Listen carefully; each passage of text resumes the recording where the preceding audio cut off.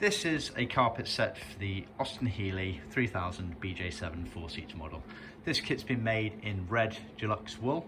We can also offer in nylon or in Karvel.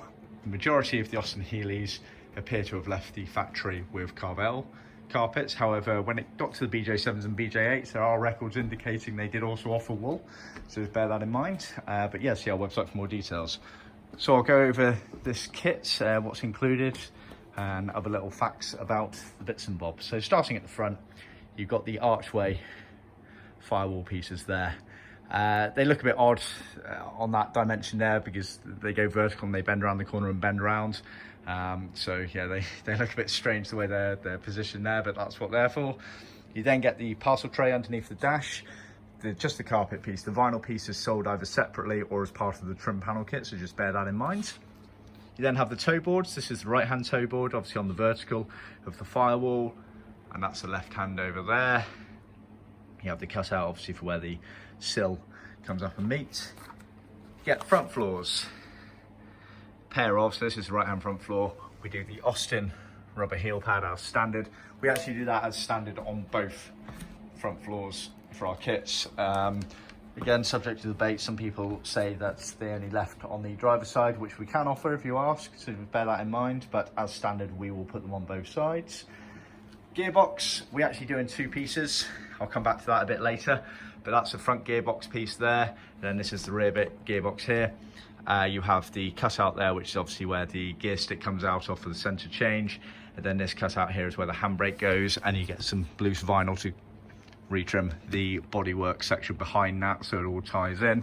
Same again, this archway piece here of vinyl is for retrimming the dome section of the gear stick mounting there. Moving further back, you have effectively what becomes the lower rear bulkhead behind the rear seats. Sorry, in front of the rear seats, behind the front seats. It's up on the vertical, so that's where the prop shaft tunnel is, and this is the startings of the cutouts needed for the rear seat pans. Carrying on, this is on the rear deck area, so this is where the rear seat pans are. And then this piece right here, this is effectively the rear bulkhead area, right at the back of the car, so it goes on the vertical. On the BJ7s and BJ8s, that was carpet. On the earlier cars, it's normally vinyl. The reason being that on the earlier cars, the hood, soft top hood frame was stowed behind the rear seats, and therefore any water that might drip down from that would have dripped onto carpet and made it go mouldy and smelly. Whereas on the BJ7s and BJ8s, they obviously completely changed that setup at the back, and they had that hood frame envelope cover at the back. So that's the reason that it's carpet on the BJ7s and BJ8s and not on the earlier cars. You obviously have the rear floors here for underneath the seats. The seats runners just bolt through the carpet, unlike on some of the earlier cars where they had slits actually cut out for them. On the BJ7s, they went directly through the carpet, and obviously you have the cutouts here where the B posts are, etc. You've got a pair of sill carpets, left and right, obviously there. And then these bits here are the top of the wheel arch covers. So the quarter panels cover most of that area up, especially when the hood frame's then put on. You don't really see those carpet pieces, but say you had the quarter panel in place and you didn't have the hood frame on the car, you would actually be able to look down and you would see bare metal there. So that carpet piece covers that bare metal there, so bear that in mind. So a few things to point out on here that I've sort of touched on. Binding. We edge our carpets. We use a leather cloth material. We have various different options. See our website for details on that. We don't use vinyl like a lot of other people out there. Leather cloth is the original material used during this era and creates a nice clean finish on there, as you can see, on the corners, etc. A lot of Healey cars left the factory without edging on the carpets, or with very minimal edging on the carpets. Again, most of them with the Karvel material. We see that as counterintuitive. It's a cost-saving exercise done by Healey. We see it as pointless, basically, to not edge carpets. It looks a bit silly. So we use our common sense based on other cars that we do, and we edge our carpets. The rule of thumb on them being that basically when everything is fitted in the car, you shouldn't see any raw edges of carpets. It will either be hidden underneath the edge of a panel, for example, the sills here, or it will be hid underneath the adjacent edged piece of another piece of carpet.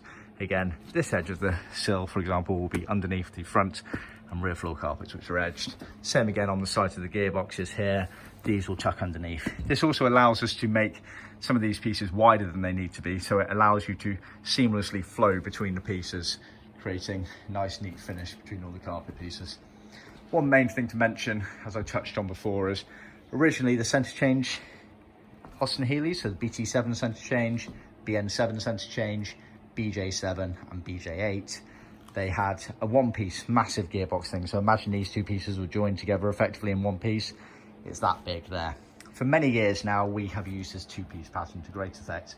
The reason for that, the one piece looked very messy when it was in the car. It's a massive piece, extremely baggy, didn't look that neat and tidy. That's how they left the factory.